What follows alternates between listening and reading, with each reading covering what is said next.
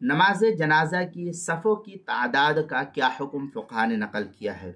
چنانچہ مستحب فقہ نے یہ نقل کیا ہے کہ نماز میں شرکت کرنے والوں کی 3 صفیں کر دی جائے، اور اگر لوگ زیادہ ہو تو بشرط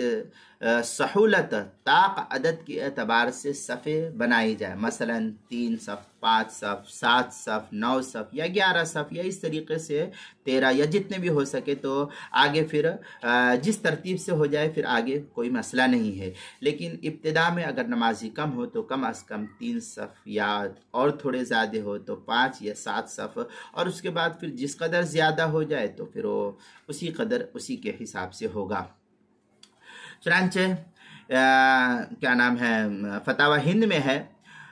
اذا کان القوم 7 قاموا 3 صفوف يتقدم 1 و3 وبعده 2 وبعدهم وواحد بعدهما۔ اس طریقے کی عبارت فتاوی ہندیہ کی پہلی جلد صفحہ 164، کتاب المسائل دوسری جلد صفحہ 91 صفحہ 92 پر اس کو نقل کیا گیا ہے۔